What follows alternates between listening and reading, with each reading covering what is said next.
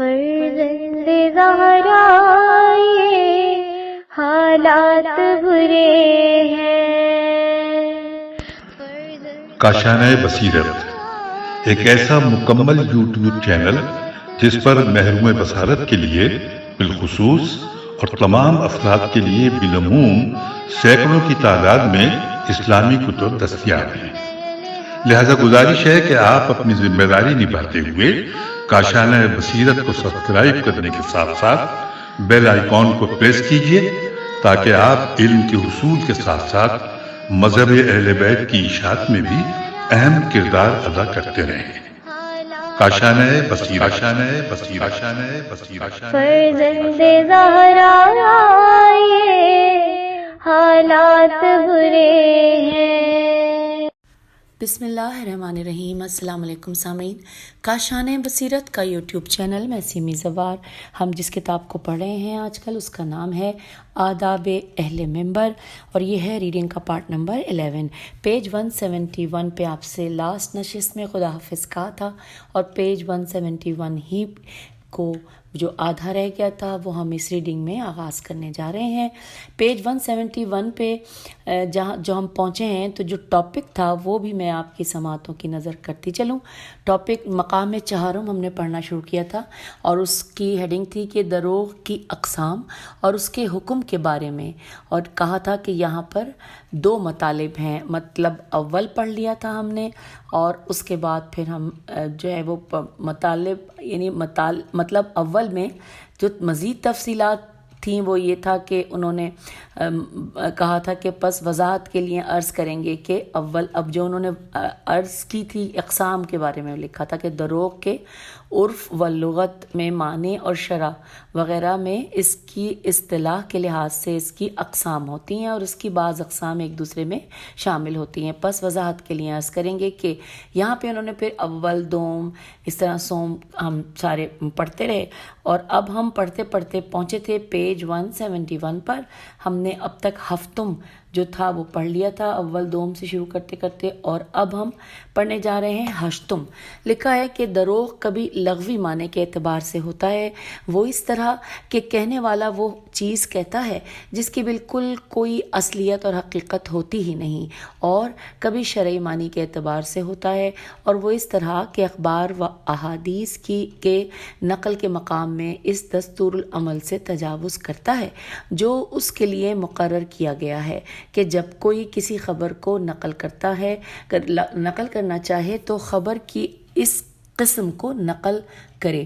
ورنہ وہ شارع شین الف ر عین شارع مقدس کے نزدیک دروغ گو ہوگا، ہر چند وہ خبر خلاف واقع نہ ہو یا اس خبر کے صدق و کذب کی پہچان کا کوئی راستہ ہی نہ ہو، اور اس بات کی وضاحت آنے والے مقام میں کی جائے گی انشاءاللہ تعالی۔ اور اب ہے نحم، ہم نے ہشتم پڑھا، اس کے بعد ہم نحم پر آئے۔ لکھا ہے خداوند عالم رسول خدا صلی اللہ علیہ وآلہ وسلم اور ائمہ اہل بیت علیہم السلام پر دروغ 3 طرح سے ثابت اور محقق ہوتا ہے۔ اول جانا پہچانا مرسوم طریقے سے، جیسے کہ خداوند عالم نے اس طرح فرمایا یا اس طرح کیا، اور پیغمبر صلی اللہ علیہ وآلہ وسلم یا امام علیہ السلام نے اس طرح کہا،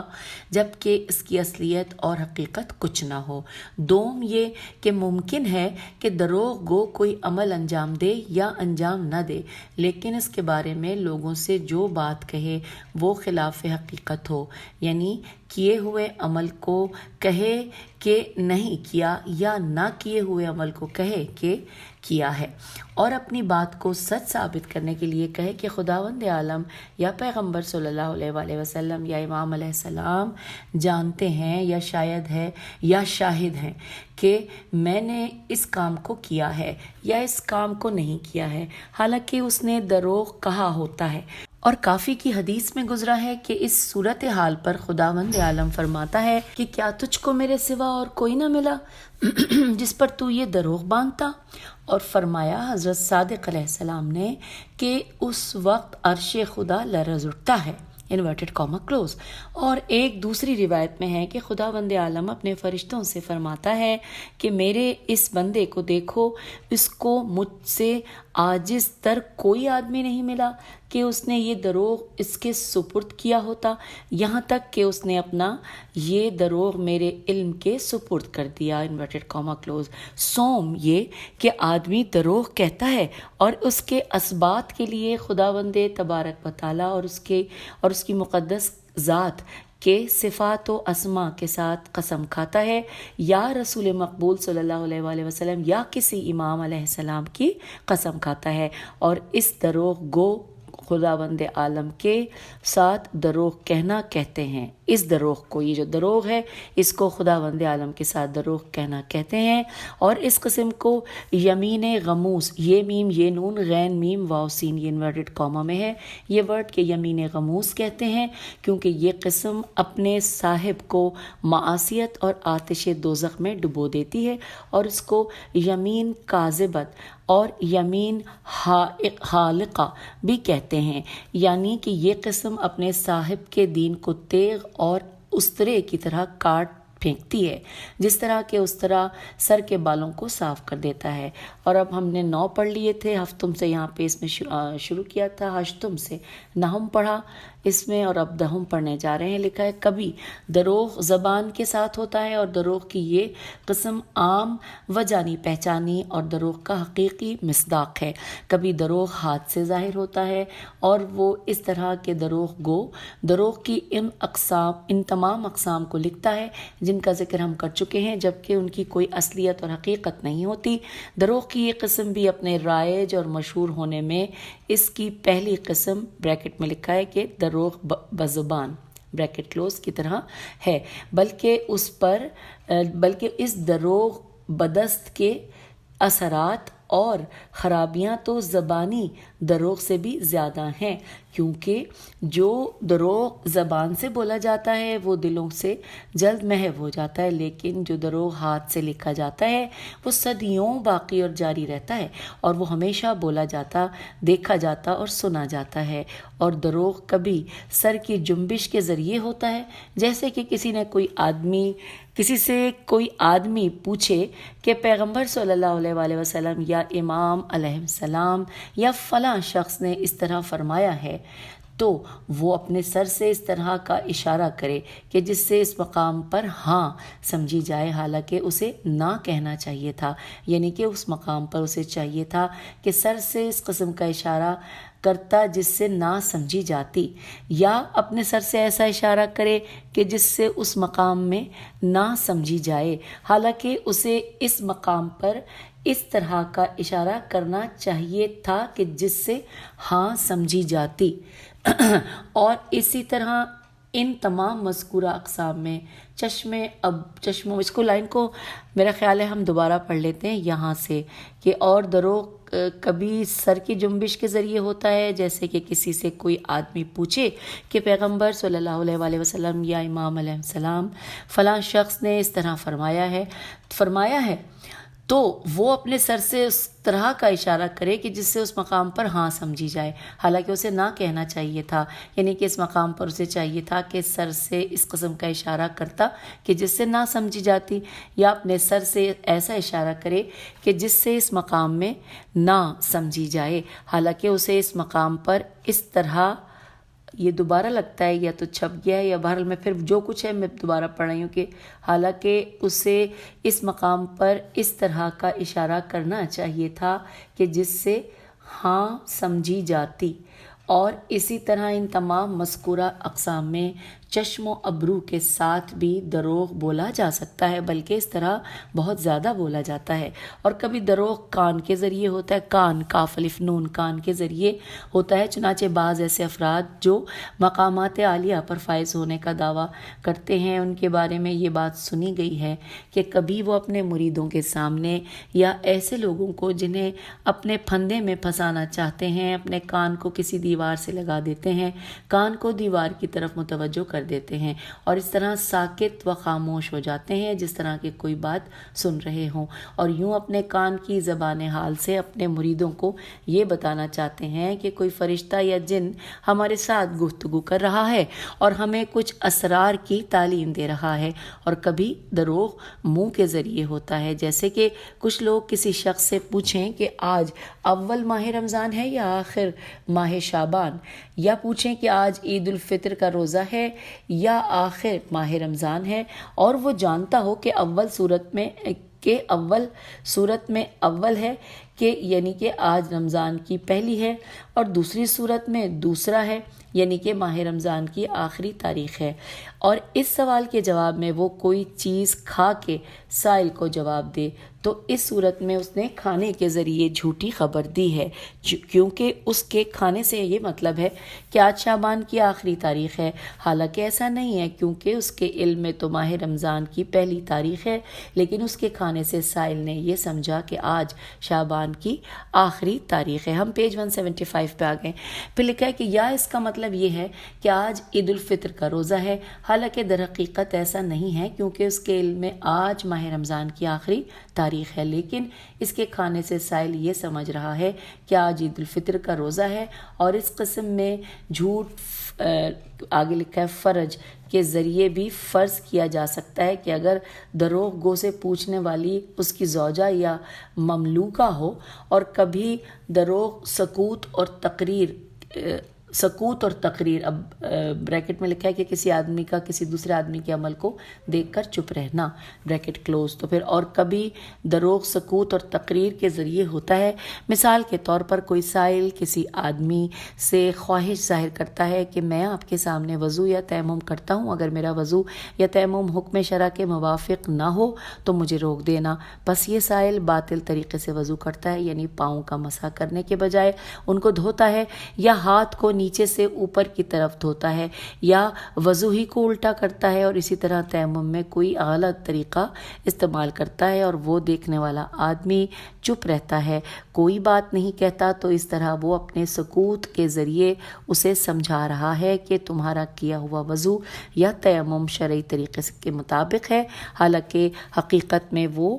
وضو یا تیمم شرع کے مطابق نہیں ہے۔ اب پڑھتے ہیں اگلا پیراگراف۔ لکھا ہے کہ اور کبھی سکوت و تقریر کے ذریعے دروغ قرآن مجید کی سورہ و آیات کے بارے میں بھی ہوتا ہے، اور وہ اس طرح کہ کوئی جاہل کسی عالم سے کہتا ہے کہ میں آپ کے سامنے سورہ حمد پڑھتا ہوں، جہاں درست نہ ہو مجھے آگاہ کیجیے گا اور صحیح تعلیم دیجیے گا۔ بس اس نے وہ سورہ پڑھی اور اسے ایک یا ایک سے زیادہ مقامات پر درست نہ پڑھا، اور یہ دیکھنے کے باوجود وہ سننے والا عالم ساکت رہا، تو اس نے اپنے اس سکوت کے ذریعے سے یہ بتایا کہ اس نے وہ سورہ صحیح پڑھا ہے، حالانکہ اس پڑھنے والے نے صحیح نہیں پڑھا تھا۔ ہم آ گئے ہیں پیج 176 پر۔ اب ہم 10 پڑھ چکے تھے، یعنی اس کے بعد آ گیا 11 یعنی کہ 11ویں نمبر پہ لکھا ہے کہ دروغ کبھی تو ایسے سننے والے کے لیے بولا جاتا ہے جو عاقل و باشعور ہوتا ہے، اور کبھی دروغ سننے والا بچہ یا دیوانہ ہوتا ہے جو سچ اور جھوٹ میں تمیز نہیں کر سکتا، اور کبھی ایسا ہوتا ہے کہ کوئی اس کا مخاطب اور سننے والا ہی نہیں ہوتا۔ چنانچہ سنا گیا ہے کہ بعض ذاکری و خطابت سیکھنے کے زمانے میں ان اوقات میں مسجد جاتے تھے جب وہاں کوئی نمازی موجود نہ ہوتا تھا، اور مسجد کے دروازوں کو اندر سے بند کر کے ممبر پر بیٹھتے اور یوں فرض کر لیتے کہ جیسے کہ مسجد مرد و زن سے بھری ہوئی ہے، اور پھر حسب معمول و مرسوم مجلس پڑھنا شروع کر دیتے، حتیٰ اس طرح سے گریا کرتے اور دعا کرتے، حد تو یہ ہے کہ خادمان فرش اعضا کے لیے بھی دعا کرتے، غرض وہ جو کچھ وہ کہتے اس کا کوئی سننے والا نہ ہوتا۔ اس کے حکم کے بارے میں بھی انشاءاللہ ہم آگے چل کر گفتگو کریں گے۔ اگلے پیراگراف پہ لکھا ہے کہ اور بسا اوقات ایسا بھی ہوتا ہے کہ دروغ گو کے مخاطب مردے ہوتے ہیں اور وہ مردوں کے لیے دروغ کہتا ہے۔ چنانچہ نئی رائج شدہ قبیح بدعتوں میں سے ایک بدعت یہ ہے کہ زائرین حرم حضرت سید الشہداء علیہ السلام، بلکہ وہ لوگ بھی جو دور سے زیارت پڑھتے ہیں، وہ زیارت وارثہ پڑھنے کے بعد جو معتبر منقول زیارت ہے اور اس کا آخری حصہ جو زیارت شہداء کا آخر ہے، اور جو یہ ہے کہ وفزتم فی الجنہ مع النبیین و صدیقین و شہداء و صالحین و حسن اولئک رفیقا. اس حوالے سے پھر آگے لکھا ہے کہ بس یہ عوام کا انعام اس پر اضافہ کرتے ہیں کہ اب یہاں پہ عربی لکھا ہے، میں لکھا ہے، اس کا ترجمہ پڑھتے ہیں کہ سلام ہو آپ کے سفید پر اور آپ کے سیاہ پر اور ان شہداء پر کہ جو آپ کے ساتھ حائر میں ہیں، ہے الف حمزہ رے، حائر میں ہیں، اور ان شہداء پر جو آپ کے ساتھ حائر میں نہیں ہیں، خصوصاً میرے سردار اور مولا ابو الفضل عباس بن امیر المومنین اور قاسم بن الحسن و مسلم بن عقیل و ہانی بن عروہ و حبیب ابن مظاہر اور حر شہید ریاحی پر، اور سلام ہو تم تمام پر اے میرے سردار اور میرے آقاؤ، اور تم پر اللہ کی رحمت اور اس کی برکتیں ہوں. Inverted comma close. یہاں پہ یہ ترجمہ پڑھا جو شروع ہوا تھا سلام علی ابیزکم سے اور ختم ہوا ہے کہ مولا جمیعاً و رحمت اللہ وبرکاتہ. اور اب ہم آگے ہیں پیج نمبر 178 پہ لکھا ہے کہ اور یہ کلمات جو اپنے ساتھ چند واضح دروغ لیے ہوئے ہیں، بدعت کے ارتکاب اور امام علیہ السلام کے فرمان پر اضافے کی جسارت کے ساتھ اس قدر رائج اور عام ہو چکے ہیں کہ شب و روز میں ہزارہ مرتبہ مرقد منور ابی عبداللہ الحسین علیہ السلام کے حضور مقرب فرشتے اور مطاف انبیاء میم توئے الف مطاف انبیاء و مرسلین کے حضور بآواز بلند پڑھے جاتے ہیں، اور کوئی اس پر اعتراض نہیں کرتا اور نہ کوئی انہیں دروغ کہنے اور اس معصیت میں مرتکب ہونے سے منع کرتا ہے. اور رفتہ رفتہ یہ کلمات جاہل عوام کی جانب سے جمع کیے، چھاپے اور منتشر کیے جانے والے مجموعوں میں نظر آتے ہیں اور ایک احمق سے دوسرے احمق کے مجموعے میں نقل ہوتے ہیں. اور بات یہاں تک پہنچی ہے کہ بعض طلباء بھی غلط فہمی کا شکار ہو جاتے ہیں. ایک روز میں نے ایک طالب علم کو دیکھا کہ جو شہداء کے متعلق یہ قبیح دروغ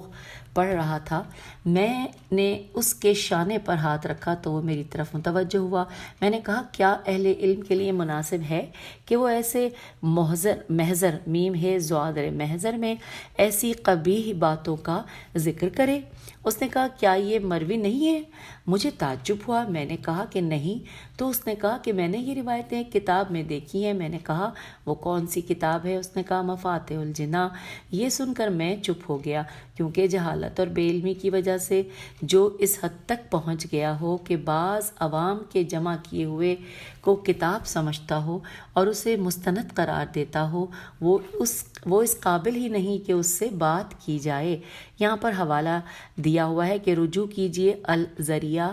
جلد نمبر 21 صفحہ نمبر 324. آگے چلتے ہیں. لکھا ہے کہ اور ان کلمات کو وضع کرنے والے اور اس سنت قبیح کو رائج کرنے والے رحمت ایزدی سے دور شخص سے جو اس کو پڑھنے اور لکھنے والوں کے گناہ میں شریک ہے کہنا چاہیے کہ پہلی بات تو یہ کہ شیخ مفید قدس سرا نے کتاب ارشاد میں فرمایا ہے کہ جب پسر سعد میدان کربلا سے چلا گیا تو بنی اسد میں سے کچھ لوگ جو کہ غازریہ غیر الف زواد رے یہ غازریہ میں مقیم تھے، وہ حضرت امام حسین علیہ السلام اور آپ علیہ السلام کے اصحاب کے مقدس لاشوں کے پاس آئے اور انہوں نے ان پر نماز جنازہ پڑھی اور امام حسین علیہ السلام کو اس جگہ دفن کیا کہ جہاں کہ اس وقت حضور کی قبر اقدس ہے. اور آپ علیہ السلام کے بیٹے علی بن الحسین الاصغر علیہ السلام جو کہ معروف علی اکبر لکھا ہے یہاں پر بریکٹ میں، معروف علی اکبر کو حضرت علیہ السلام کی پائنتی دفن کیا اور پھر حضور علیہ السلام کے باقی اہل بیت اور اصحاب میں سے ان شہیدوں کے لیے ایک گڑھا کھودا جو حضور علیہ السلام کے ارد گرد شہید ہوئے پڑے تھے، اور ان تمام شہداء کو ایک جگہ میں حضرت کی پائنتی کی جانب دفن کر دیا. اور اس روایت کے بعد شیخ مفید قدس سرا نے حضرت عباس کے مدفن کا ذکر کیا ہے. حوالہ نوٹ کیجیے کتاب الارشاد از شیخ مفید صفحہ نمبر 343. پھر لکھا ہے کہ اور پھر چند ورق کے بعد اس مطلب کی توضیح و تشریح کی ہے اور آخر کلام میں فرمایا ہے انورٹڈ کاما البتہ اصحاب حسین علیہ السلام جو آپ علیہ السلام کے ساتھ شہید کیے گئے پس بتحقیق وہ حضرت علیہ السلام کے ارد گرد دفن کیے گئے اور ہمیں تحقیق کے ساتھ ان کی علیحدہ علیحدہ قبور کا کچھ علم حاصل نہیں ہے، یعنی ہم نہیں جانتے کہ ان میں سے کون کہاں دفن ہوا، سوائے یہ کہ ہمیں اس میں کچھ شک نہیں ہے کہ حائر حسینی سب کو محیط ہے اور تمام اصحاب حائر میں داخل ہیں۔ حوالہ نوٹ کیجئے کتاب الارشاد صفحہ نمبر 249۔ پھر لکھا ہے کہ اور اس کلام کو علماء نے بطریق قبول نقل فرمایا ہے اور یہی چیز زیارت معصورہ میم الف سے واو رے ہے معصورہ کی کتب سے ظاہر اور حویدہ ہے، اور سوائے حضرت ابو الفضل علیہ السلام کے تمام اصحاب شہداء اہل بیت علیہ السلام کے بعد حضور سید الشہداء کی پائیتی کی جانب مدفون ہیں۔ بہرحال حضرت حر کے متعلق اب تک سوائے شیعوں کی مروجہ سیرت کے اور کوئی چیز ہمیں نہیں ملی کہ ان کا مدفن وہاں ہے جہاں ان کی زیارت کی جاتی ہے، بلکہ کتب مقاتل اور اخبار زیارت سے ظاہر ہوتا ہے کہ حضرت حر بھی حضرت سید الشہداء علیہ السلام کے باقی اصحاب کے ساتھ ہی ہیں۔ البتہ شیخ شہید اول تاب سرا سیر الف ہے کتاب دروس میں حضرت ابو عبداللہ علیہ السلام کی زیارت کے فضائل کا ذکر کرنے کے بعد فرماتے ہیں انورٹڈ کاما کہ جس وقت کوئی حضرت سید الشہداء علیہ السلام کی زیارت کرے پس چاہیے کہ وہ حضرت کے فرزند علی بن الحسین علیہ السلام کی زیارت کرے اور بہر صورت شہداء کی زیارت کرے اور حضرت کے برادر حضرت عباس کی زیارت کرے اور حضرت حر بن یزید کی، جو کہ یہاں سے اور مزید اس طرح لکھا ہے کہ ڈیش ڈیش ڈیش اور آخر میں لکھا ہے کہ یہاں سے لے کے آخر تک حوالہ دیا گیا ہے کہ الدروس الشریعہ کتاب المزار صفحہ نمبر 153۔ اب آئیے پیج 181 پہ ہم آ گئے ہیں، ساتھ ہی لکھا ہے کہ اور یہ بات صریح سواد رے یہ ہے صریح اور ظاہر ہے کہ ان کی قبر اس جگہ معروف اور جناب شیخ شہید اول مرحوم کے نزدیک معتبر تھی، اور ہماری تعین کے لیے شیخ اول کا اسی قدر فرمانا کافی ہے، اور باقی باتیں جو دوسرے لوگ حر کو باقی شہداء کے درمیان سے باہر لے جانے اور ان کو کسی اور جگہ علیحدہ دفن کرنے اور اس کے اسباب کے متعلق پڑھتے ہیں، بس وہ ساری باتیں جعلی اور جھوٹے لوگوں کی خود ساختہ ہیں۔ دوسرے یہ کہ حضرت قاسم بن الحسن علیہ السلام پر ان کی حیات میں دشمنوں کے ظلم و ستم کیا کم تھے کہ اے احمق کذاب بریکٹ میں لکھا ہے زیارت وارثہ میں اضافہ کرنے والے سے خطاب ہے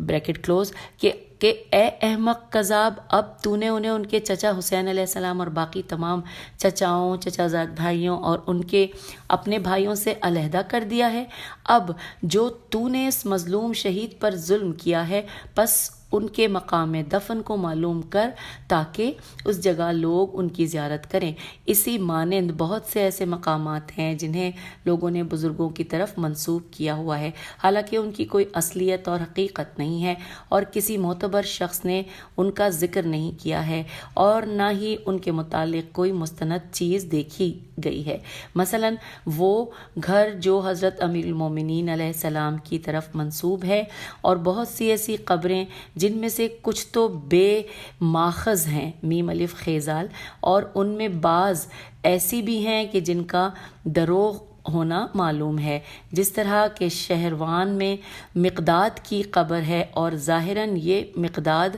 عرب شیوخ میں سے ایک تھا، جبکہ بعض احمقوں نے اس قبر کو مقداد بن اسود کندی کی طرف منسوب کر دیا ہے، جو کہ رسول خدا صلی اللہ علیہ وآلہ وسلم کے صحابہ کبار میں سے تھے، حالانکہ ان مقداد نے مقام جرف جیم ریف جرف میں وفات پائی جو مدینے سے 1 فرسخ کے فاصلے پر ہے، اور لوگوں نے ان کی لاش مقام جرف جیم ریف جرف سے اٹھا کر بقی کے قبرستان میں دفن کی، اور مختار کی قبر جس کے متعلق شیخ جلیل ابن نما نے کتاب شرح سار، کتاب کا نام ہے شین رہ شرح سے الف رسار، شرح سار میں مختار کے حالات میں تصریح فرمائی ہے، اور یہاں پہ لکھا ہے جو تصریح فرمائی ہے وہ انورٹڈ کاما میں ہے کہ جو شخص مسجد کوفہ کے در مسلم سے نکلے تو اس کے لیے مختار کا قبہ چمکتے ہوئے ستارے کی مانند ہے، انورٹڈ کاما کلوز۔ حوالہ لکھا ہے، رجوع کیجئے بہار الانوار جلد نمبر 45 صفحہ نمبر 347۔ پھر لکھا ہے کہ اس بات سے معلوم ہوتا ہے کہ اس زمانے میں مختار کی قبر ظاہر اور صحن مسلم سے بھی دور تھی، اور اب لوگوں نے مسجد کے اندر ایک جگہ کو معین کیا ہے اور مختار کو اس جگہ مدفون سمجھا ہے، اور ان لوگوں نے اس کی تصدیق کو علماء سے نقل کیا ہے۔ یہ تمام خود ساختہ دروغ ہے۔ پھر لکھا ہے کہ اگلے پیراگراف میں کہ تہران سے شاہان قاچاریہ قاف الف چ الف رے یہ ہے، قاچاریہ میں سے کسی بادشاہ نے جنت مقام فقیہ اسرو علامہ دہر شیخ عبد الحسین تہرانی تاب سراہ کی خدمت عالیہ میں محض مختار کی قبر بنانے کے لیے کچھ رقم تقریباً 400 تومان بھیجے، تو علامہ مذکور نے لکھا کہ مختار کی قبر معلوم نہیں ہے، لہٰذا اس رقم کا کوئی اور مصرف ہونا چاہیے۔ سلطان نے جواب میں اصرار کیا کہ یہ رقم اسی مقام پر صرف ہونی چاہیے۔ شیخ مرحوم نے تحقیق کی، حقیر یعنی کہ جو بریکٹ میں لکھا ہے کہ صاحب کے تحقیر بھی ان کی خدمت میں تھا۔ ہمیں ابن نما کی، یہ ابن نما جو ورڈ ہے یہ انورٹڈ کاما میں ہے، لکھا ہے ہمیں ابن نما کی اس مذکورہ عبارت کے علاوہ اور کوئی چیز نہیں ملی۔ آخر کار علامہ نے اس رقم سے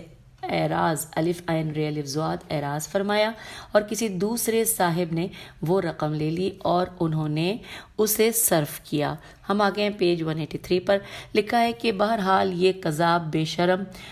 زیارت وارثہ میں اضافہ کرنے والے کے متعلق فرماتے ہیں، کاش کوئی جگہ معین کرتا کہ اگر لوگ اس سے پوچھتے کہ اس مظلوم قاسم بن حسن علیہ السلام کی قبر کہاں ہے تو یہ ان کو اس قبر کا پتہ دیتا۔ سبحان اللہ۔ حضرت امام حسین علیہ السلام نے اپنے دست مبارک سے قاسم کے پارا پارا جسم کو اٹھایا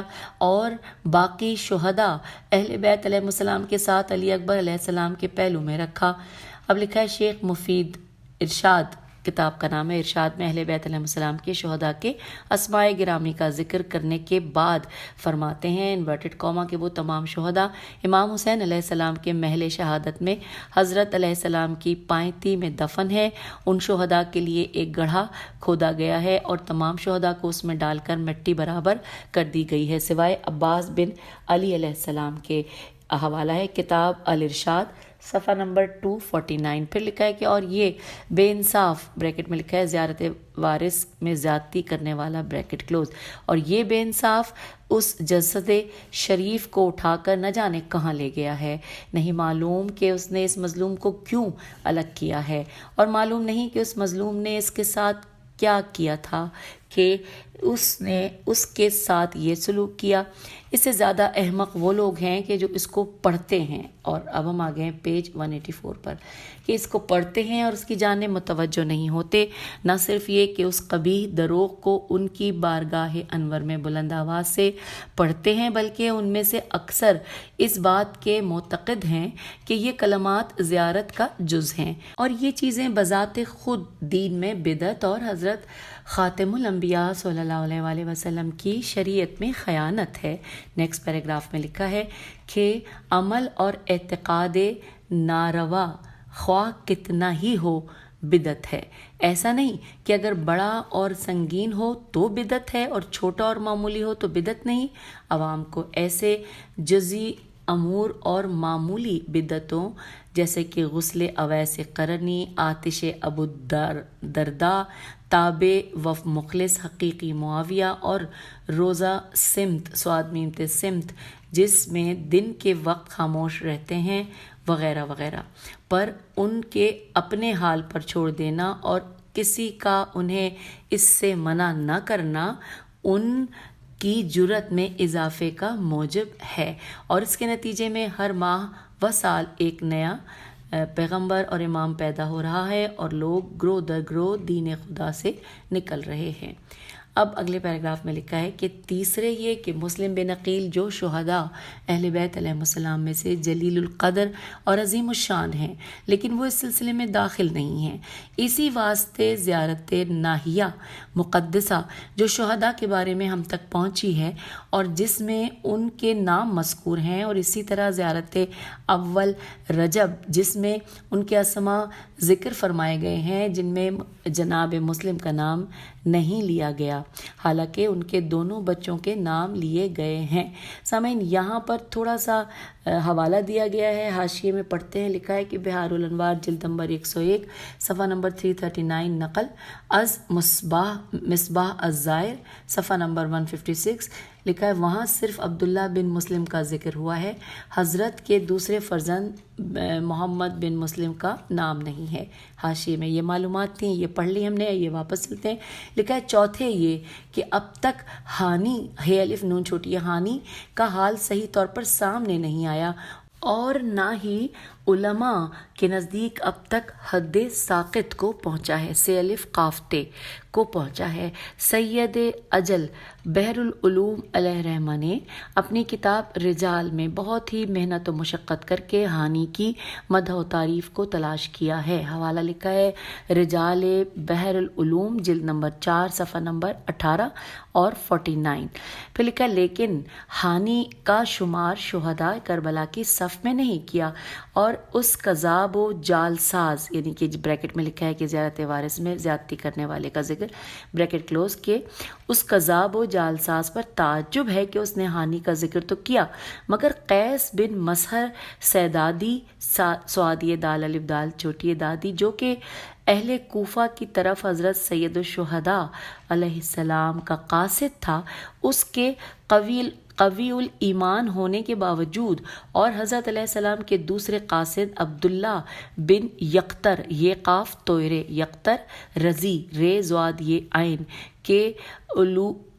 عین لام واو اور اس کے ساتھ زیر ہے تو الو مقام اور شہادت کے باوجود، اور ابو رزین سلیمان جو کہ حضرت کا غلام یا آزاد کردہ تھا اور اہل بصرہ کی طرف حضرت کا قاصد تھا، اور اس کی شہادت بھی ابن زیاد غدار کے ناپاک ہاتھوں سے ہوئی، ان میں سے کسی ایک کا بھی ذکر نہیں کیا، حالانکہ وہ لوگ ہانی سے کئی مراتب کے لحاظ سے مقدم تھے اور ان کا ذکر کرنا نہایت اولا و اہم تھا۔ ان چند کلمات کی وجہ سے ہم اپنے موضوع سے باہر چلے گئے تھے، لیکن فقرہ مذکورہ دل میں ایک گرہ تھی جو اب بھی ہے اور رہے گی، اور یہاں ہم نے اسے مومن بھائیوں کے سامنے عوام کی ظاہری وضع اور علماء عظام عین زو الف میم عظام کی عدم اعتنا الف عین تے الف نون حمزہ عدم اعتنا پر محض اظہار تعصف کے لیے پیش کیا ہے۔ اب آئیے، ہم 11واں پڑھ چکے تھے نا یازدہم، اور اب آخری یہاں پہ آیا ہے دوازدہم یعنی 12واں۔ لکھا ہے کہ دروغ کبھی تو بات کہنے اور لکھنے میں رسمی طور پر کلام میں ظاہر ہوتا ہے، اور کبھی شعر کے تمام اقسام میں ہوتا ہے، اور اسی طرح نثر کے ایسے کلمات میں ہوتا ہے جو کئی جہات سے نظم کے قریب اور مشابہ ہوتے ہیں، جس طرح کے مقامات حریری وغیرہ اور اس قسم کی اور کتابیں، اور ان دو قسموں کے حکم میں فی الجملہ فرق ہے کہ جس کا ذکر انشاءاللہ آگے ہوگا۔ تو سامعین، یہاں پر یہ مطلب اول جو دیا گیا تھا وہ مکمل ہوا۔ پیج 185 پر ہم آپ سے اجازت چاہ رہے ہیں، اور اگلی نشست میں ہم پڑھیں گے مطلب دوم کہ جس کی ہیڈنگ ہے کہ دروغ کی مذکورہ اقسام کے احکام کے متعلق اجمالی اشارہ۔ ہم اگلی نشست میں پڑھیں گے۔ اجازت دیجیے، خدا حافظ، فی امان اللہ۔